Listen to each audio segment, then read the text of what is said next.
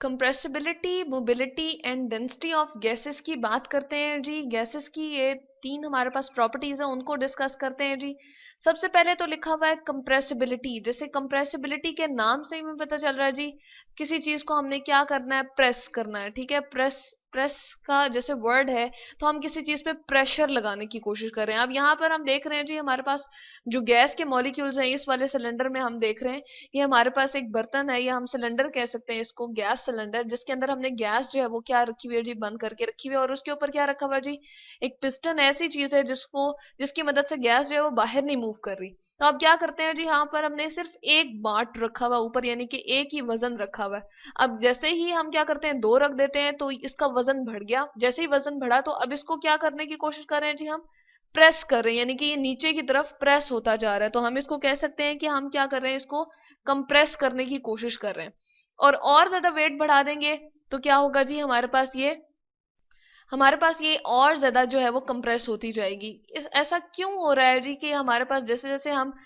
जो है इसमें वजन बढ़ाते जा रहे हैं, या हम पिस्टन को जो है वो उसकी मिकदार ज्यादा करते जा रहे हैं, पिस्टन के ऊपर जो वजन है उसकी मिकदार ज्यादा करते जा रहे हैं, तो हमारे पास ये जो है गैस जो है वो कंप्रेस होती जा रही है, और इसके मॉलिक्यूल्स करीब करीब आ रहे हैं जी। ये जो ब्लू कलर के आपको नजर आ रहे हैं, इसको हम कह रहे हैं जी गैस के मॉलिक्यूल्स हैं, जो अब क्या हो गए, पहले बहुत दूर दूर थे और अब करीब आते जा रहे हैं। ऐसा क्या होता है जी, हम देख रहे हैं जैसे कि गैस, लिक्विड और सॉलिड के अंदर हम देख रहे हैं, सॉलिड के मॉलिक्यूल्स हम देख रहे हैं, या इसके एटम्स जो है वो बहुत करीब करीब होते हैं। जैसे कि हमारे पास अगर आइस क्यूब को हम ले लें, या हमारी जो बुक है, या आपका जो कंप्यूटर का माउस है उसको देख लें, यही वजह है कि उनका एक खास स्ट्रक्चर होता है, वो बड़े सख्त होते हैं और हार्ड किस्म के होते हैं सॉलिड, क्योंकि उनके मॉलिक्यूल्स या उनके एटम जो होते हैं बहुत करीब करीब होते हैं। उनमें मूवमेंट की एबिलिटी बिल्कुल नहीं होती, क्योंकि उनके दरम्यान में खाली जगह मौजूद नहीं है, या स्पेसेस मौजूद नहीं है जिसमें वो आगे पीछे मूव कर सके।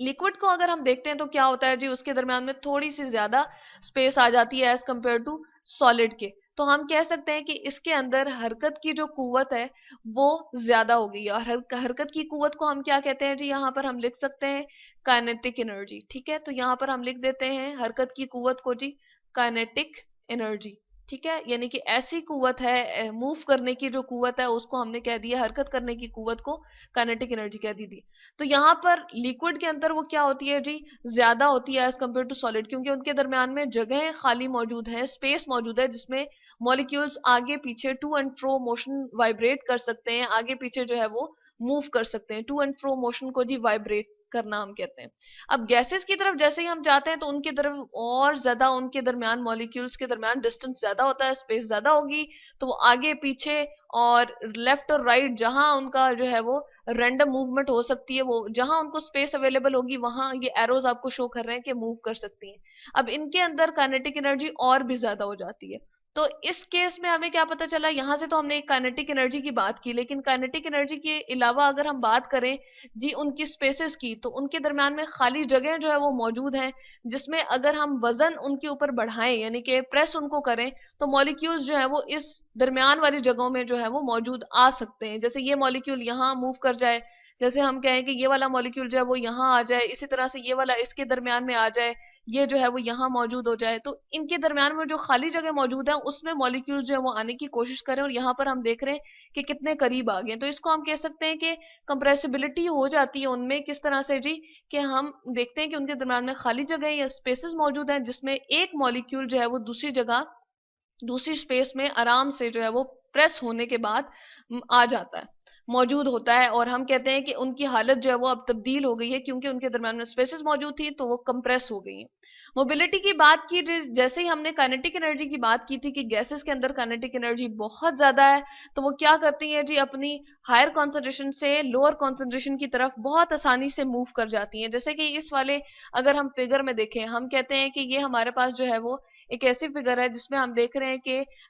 एक तरफ हमारे पास ग्रीन कलर के मॉलिक्यूल्स हैं, और एक तरफ जो है वो गैस की पर्पल कलर के मॉलिक्यूल्स हमने लिए हुए हैं। ये सिर्फ हमने डिफ्रेंसिएशन करने के लिए जी लिया हुआ है। इसको हम गैस नंबर 1 कह देते हैं, और दूसरी को हम कह देते हैं जी गैस नंबर 2 है, यहाँ पर हम लिख देते हैं। अब क्या हुआ कि हमने इन दोनों को सेपरेट करके रखा हुआ था, यहाँ पर इसकी कॉन्सेंट्रेशन ज्यादा है और इस तरफ इसकी गैस नंबर 1 की कॉन्सेंट्रेशन ज्यादा है। अब गैसेस के अंदर जैसे कि हमने बताया कि काइनेटिक एनर्जी बहुत ज्यादा है, मूवमेंट बहुत ज्यादा हो सकती है, क्योंकि इनके दरमियान में खाली स्पेसेस हैं, जगहें मौजूद हैं, ऐसी उनके पास जो है वो स्पेस मौजूद है जिसमें वो आगे पीछे टू फ्रो मोशन और लेफ्ट और राइट की मोशन मूवमेंट को बहुत आसानी से कर सकती हैं। यही वजह है कि जैसे ही हमने ये कॉर्क दरमियान में से स्टॉप कॉर्क को खोला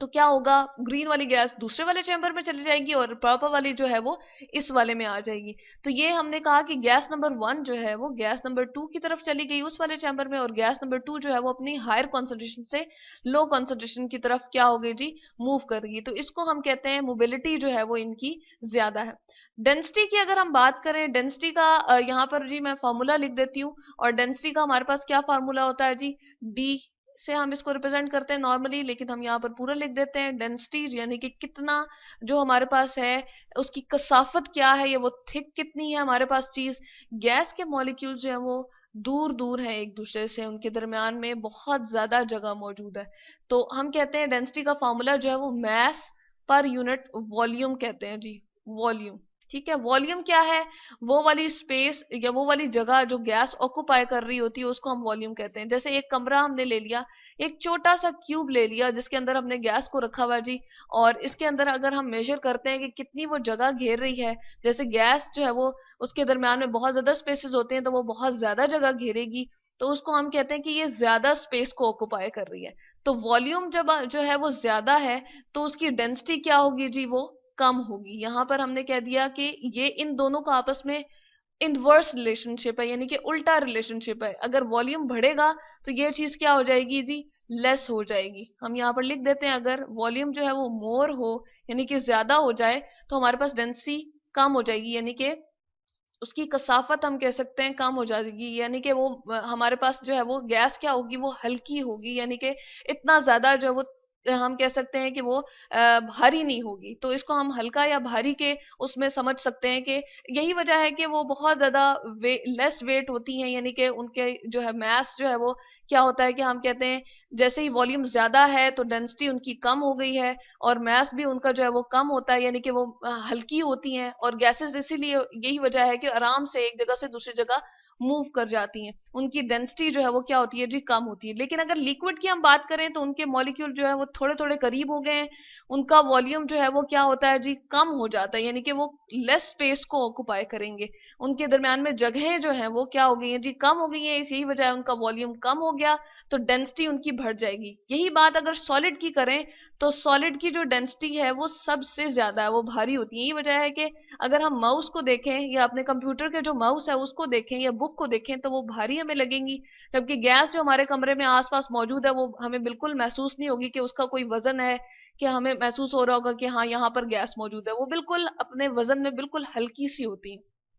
तो इसलिए हम कह सकते हैं कि सॉलिड का अगर हम गैस से कंपैरिजन करें तो सॉलिड की जो डेंसिटी होती है वो 1000 टाइम्स ज्यादा होती है। 1000 टाइम्स यहाँ पर हम कह सकते हैं डेंसर होती हैं, वो डेंस होती हैं, यानी कि उनकी कसाफत जो है वो ज्यादा होती है, या हम कह सकती हैं वो ऐसा महसूस होता है वजन में जो है वो ज्यादा है। तो ये हमने देखा जी कंप्रेसिबिलिटी, मोबिलिटी और डेंसिटी ऑफ गैसेस को, कि अगर हम